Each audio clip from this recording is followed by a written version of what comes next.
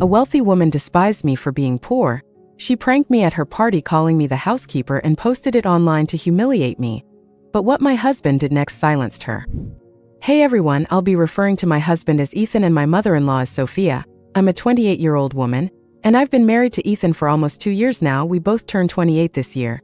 And our story goes way back to when we were friends in college. That's how we initially met. We didn't start dating until after we graduated, though a few years ago we ran into each other at a mutual friend's party, and we've been inseparable ever since. Almost 4 years, including the time we've been married. Ethan and I love each other deeply, and I have no regrets about marrying him. However, there's one thing I really struggle with. His mother, Sophia, Ethan's mom, was a single mother who raised him all by herself, and while that's admirable, her attitude leaves a lot to be desired. She comes off as incredibly arrogant and cold, which makes it difficult for me to connect with her on a personal level. From the very first time we met, she made it clear she didn't approve of me. I can't help but think her disapproval stems from my financial background. I didn't grow up in a wealthy family. My parents worked their butts off to provide for me and my 3 sisters, and we were pretty poor. My dad worked as a janitor, and my mom took on various odd jobs to make ends meet. Honestly, I'm not ashamed of it at all. In fact, I'm extremely proud of where I come from, and I know my sisters feel the same way. Let me make this clear. We never viewed our parents' jobs as something to be embarrassed about. They were hardworking, honest people, and we have always been, and will continue to be, incredibly proud of them for raising us to be good people just like them. Sophia, however, is rather classist. The first time I mentioned that my dad used to be a janitor and my mom ran errands for those who could afford it, I could see her disgust. That was when we had dinner together for the first time. And ever since that moment, she made it crystal clear that I wasn't welcome in her family. She never said anything directly to my face, but she always kept her distance from me physically, almost like she couldn't bear to touch me. Whenever she invited us over for dinner, she would use different silverware and plates for me, ones that were slightly less elegant than the one she and Ethan used. I didn't mention anything at first because I thought maybe I was overthinking it, and I didn't want to make a big deal out of something that might not be a big deal. But then there were other things too that made it undeniable. Sophia was clearly classist. She would buy me incredibly cheap birthday presents, and I knew it was intentional because she would leave the price tags on. Just to give you some context, Sophia runs her own business, so she's definitely financially stable enough to afford nice gifts for people. And she does. One year, she bought Ethan an expensive watch and gifted her assistant an all-expenses-paid trip to Bali for 3 days. That same year, she gave me a knockoff Prada bag that couldn't have cost more than $85. That was when I realized I wasn't just imagining things. She really didn't like me. Looking back, I regret not talking to Ethan about this sooner. At the time, I didn't know how to bring it up. I had faced discrimination before, but it was never from someone I had hoped to have a relationship with. Honestly, I admired Sophia at first. She was a successful businesswoman, and I was impressed because I have dreams of having my own business one day. My sisters and I are all finance majors. We went to college on student loans, worked hard, and landed decent jobs. I work in marketing and advertising, but building something of my own is a dream. I didn't want a bad relationship with my mother-in-law, which is why I didn't speak up about her behavior before Ethan and I got married. I hoped that over time she would warm up to me and accept me, but that never happened, and it just became too awkward to ignore. A few months after we got married, I finally spoke to Ethan about it. I told him that I didn't feel comfortable visiting his mother because I always felt like she was trying to make me feel inferior, and I couldn't shake the feeling that it had something to do with my family background, particularly my dad's profession. Ethan was understanding and told me he would talk to his mom to clear the air between us. He did have that conversation, but it didn't lead to anything. Afterward, Sophia completely denied everything, and she started crying, claiming that she felt attacked. She insisted she had been nothing but kind to me, and that my accusation of her being classist was uncalled for. Her reaction only made me feel like she was trying to manipulate us. I appreciated Ethan's efforts, but I told him I still didn't feel comfortable around her, so we came to a decision. Ethan would stay in touch with her, but I would distance myself, and only when I felt ready would I speak to her. He didn't cut her off entirely, but he distanced himself, and I could tell she was furious about it. Now that we were married, I didn't have much of a choice when it came to Sophia, so I made peace with the situation. Sophia and I would occasionally meet at family gatherings, but we didn't interact otherwise, and that was fine for a while. But then just a few days ago, I got a text from her around noon. She was celebrating her 50th birthday and wanted me to arrive a few hours early because she wanted to make amends. She admitted that I'd been right about her behavior and that she had been harsh on me in the past, so she wanted to make up for it. I was cautiously optimistic and agreed to show up early, hoping that she was finally accepting me as part of the family. But when I got there, things took an unexpected turn. As soon as I arrived, she told me to wait in the kitchen for a while. It was confusing, but I went along with it. A little while later, Sophia came into the kitchen herself, to my utter shock. She introduced me to the catering staff as her housemaid. I couldn't believe what I was hearing. This was a new low, even for her, but she didn't stop there. She had her phone out and was recording the entire scene while laughing, like it was the funniest prank ever. The staff looked uncomfortable, and I felt completely humiliated. Tears welled up in my eyes and I ran out of the house, jumped into my car and drove home as fast as I could. Ethan knew I was visiting his mom that day, but he was stuck at work and hadn't read my text yet.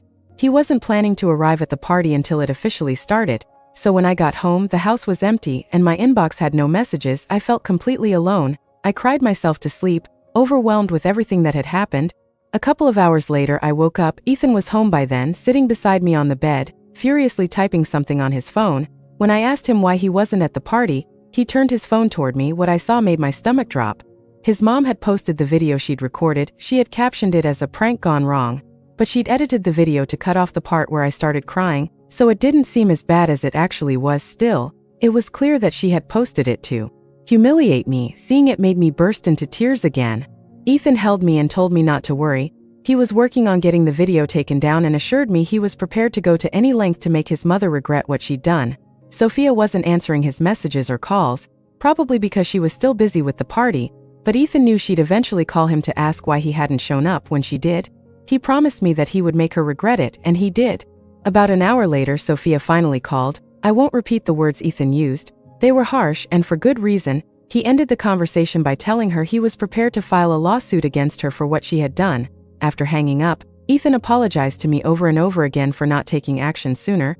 He admitted that when I'd first told him I was uncomfortable with Sophia, I had downplayed how much it bothered me, which made him think it wasn't a serious issue. I had never told him about the other incidents. And since he's not the most observant person, he didn't notice the subtle ways Sophia was mistreating me. I didn't blame him. He hadn't known just how awful his mother could be until now. That day, I finally opened up and told Ethan everything Sophia had done over the years. He was furious. He told me that I should have shared it all with him sooner, and I agreed. I really should have. If I had, he would never have let things go on for so long. He apologized again for not being more attentive and for falling asleep at the wheel, as he put it. After we talked everything through, he called his lawyer to see if there was any legal action we could take. Unfortunately, we couldn't sue for emotional distress since there were no physical damages, and even if we tried, there was a high chance we'd just waste our time. I told Ethan there was no need to take legal action and suggested we just cut Sophia out of our lives entirely, but that wasn't enough for him. He wanted her to feel the consequences of what she'd done. I could see how angry he was on my behalf, and I loved him for standing up for me, so I didn't try to stop him. He didn't take any action that night, but the next morning, he told me he'd contacted Sophia. He gave her an ultimatum.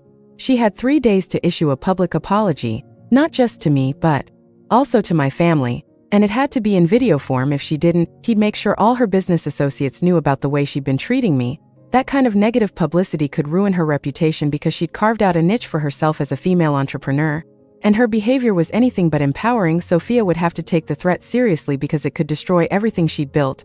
We're now on the second day, and I'm starting to feel really uneasy. This whole situation feels too much like blackmail. I shared my concerns with Ethan, but he brushed them off. He said it was the only way to make sure Sophia never repeated this behavior or tried to hurt me again. I wasn't happy with this plan. I hated the idea of letting my husband stoop to her level just to get back at her. Update 1. After reading many of your suggestions, I sat Ethan down when he came home from work and brought up my concerns again. Yes, Sophia was the villain here, but I didn't want to retaliate in a way that felt wrong. I explained that an apology forced under threat wouldn't mean anything. It would just be words for the sake of appearances. I told him I didn't want him to go through with the plan and asked him to call Sophia and tell her the apology wasn't necessary. She could do whatever she wanted as long as she stayed far away from us. Surprisingly, Ethan didn't argue this time. Instead, he just broke down. Ethan broke down in tears, and I had to comfort him for several minutes before he could finally express what was really bothering him. As many of you pointed out, he was overcompensating for not taking things seriously when I first told him about Sophia's behavior. He admitted that watching the now-deleted video opened his eyes to just how deeply rooted Sophia's problems were. He felt incredibly guilty and channeled that guilt into anger toward his mom instead of just listening to me and respecting my wishes. Our conversation made him realize he was about to make the same mistake all over again by not hearing me out. It doesn't help that I'm naturally submissive and have no clue how to assert myself. I admitted that to him and we talked it through. He texted Sophia right after and told her there was no need for an apology because he didn't want anything to do with her anymore. And that was that. Honestly, I'm proud of both of us for handling this so well and making sure it's us versus the problem, not us versus each other. Ethan and I really care about each other, but that same deep love made it hard for us to be honest about our biggest challenges. We agreed that we needed help with communication and decided to explore marriage counseling. I've already started looking for a counselor, and we plan to begin sessions within the next week. I'm determined to work on our marriage so that situations like this never happen again. This experience has been one of the worst of my life, and I never want to feel that isolated or hurt again. I'm relieved that Ethan has cut Sophia off. I honestly don't think I'd have been able to see her again without feeling the overwhelming urge to knock the smugness out of her. I wouldn't do it, of course, but I wouldn't mind if karma paid her a visit. Update 2. It's been a week since the party, and Sophia hasn't tried to contact us. She didn't even respond when Ethan told her the apology was off the table, and that he didn't want any further involvement with her. That silence was suspicious. Sophia wasn't the type to let things go. We both expected her to make a dramatic move, but as the days passed and nothing happened, we let our guard down and moved on. That changed today. Sophia showed up at our house, unannounced, with her lawyer in tow.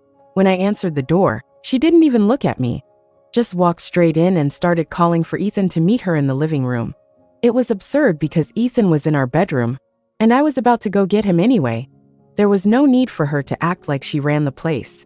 When Ethan appeared, Sophia tried to order him to sit down, as if she were hosting us in our own home.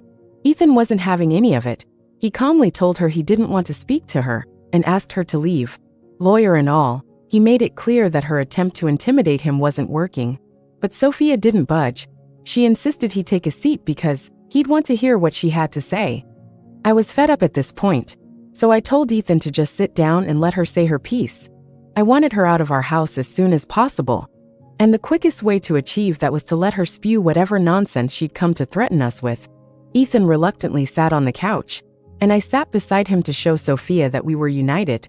She could ignore me all she wanted, but this was our home, and she needed to know her place.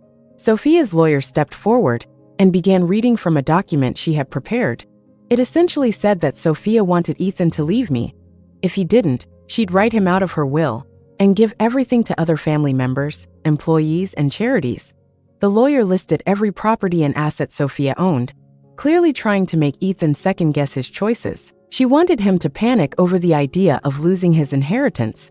But Ethan remained completely unfazed. In fact, he looked bored, fiddling with the ring on my finger while barely paying attention to the lawyer. When the list was finally done, Sophia stood there with an air of triumph and asked Ethan if he'd thought about what he was going to do.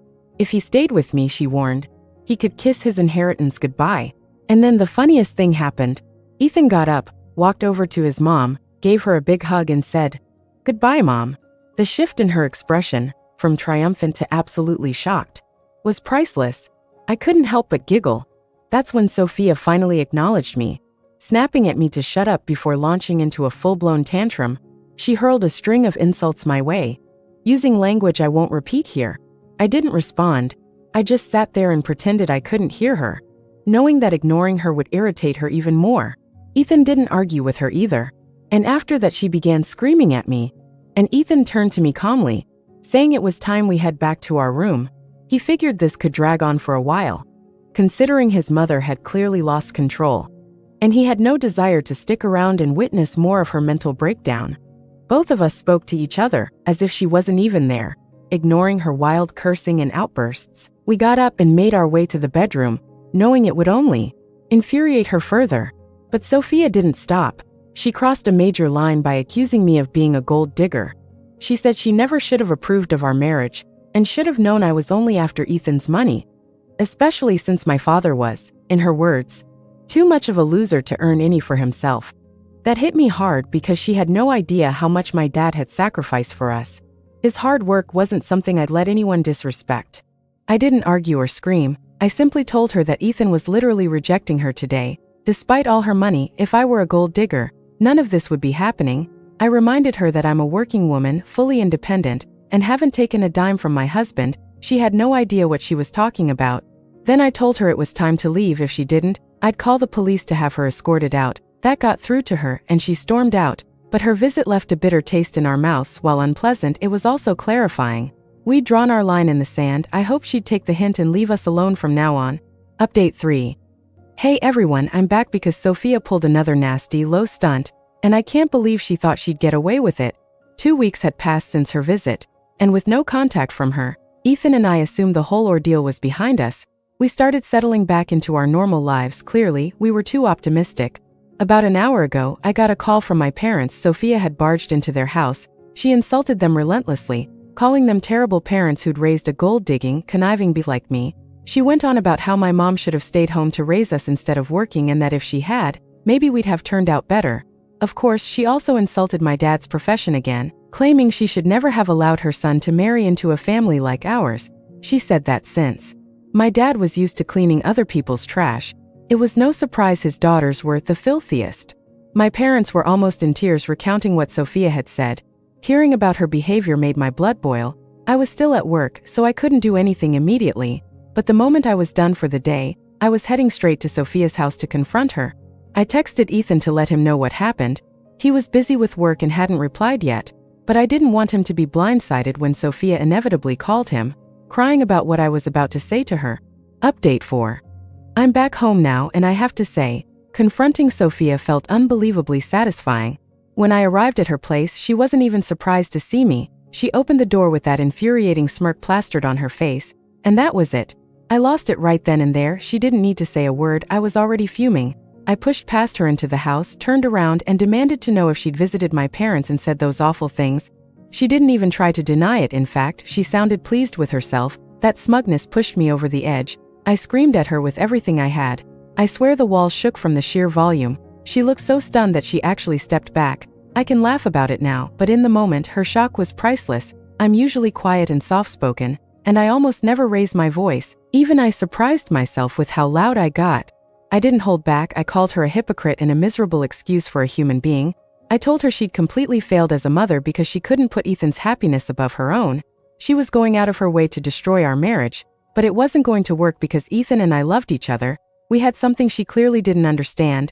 Then I hit her where it hurt. I said I was glad her husband had passed away when Ethan was young because no one could have survived living with her. I told her she was worse than whatever disease had taken him.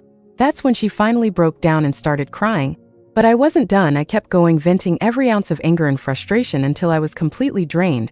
By the time I stopped, Sophia was sobbing uncontrollably, and honestly, I felt pretty satisfied. It felt oddly satisfying to see her break down. After everything Sophia had said to make me feel small, belittle my family, and worst of all, insult my parents without any justification, she deserved this. A few minutes after she started sobbing, I stormed out of her house and drove straight home. About an hour later, Ethan came back too. He told me he'd left work early, thinking he might catch me at Sophia's house. But by the time he arrived, I had just driven off. The door to his mother's house was still open when he got there. And as soon as he stepped inside, he saw her curled up on the couch, crying uncontrollably. I braced myself, expecting Ethan to be upset with me for pushing his mother to such an emotional state, especially since she was the type to bottle things up rather than cry, but instead, he told me he was proud of me for standing up for myself. He said he was happy that I wasn't letting anyone walk all over me anymore. Then he hugged me tightly and apologized for everything his mother had said to my parents. After that, Ethan explained what happened when he spoke to Sophia before coming home. It was a short conversation, but it might be one of the last ones he has with her.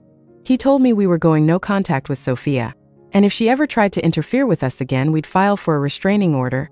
When Ethan asked her about what I'd said, Sophia recounted every word, including the comment I made about his father. She fully expected Ethan to defend her and finally say he'd had enough of me, but once again she was disappointed.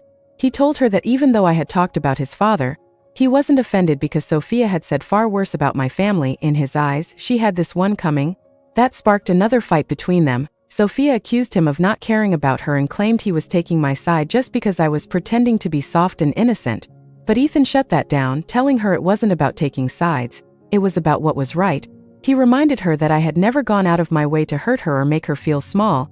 She had been the one to do that to me, and even when she was confronted and given the chance to change, she didn't. Instead, she tried to gaslight me and twist the situation around. Now, she couldn't play the victim just because I was finally standing up for myself. She had too many chances to make amends. and she squandered them. Sophia started screaming at Ethan as he walked out, demanding that he leave me, but he didn't even look back. He told me he'd made his choice, and he didn't care about anything else. It was a sweet, reassuring moment. We shared a hug, and for the first time in a long while, I felt a sense of peace. We're still going to continue with marriage counseling because it's been helping, but now we know without a doubt that we've got each other's backs. And honestly, that's all I've ever wanted.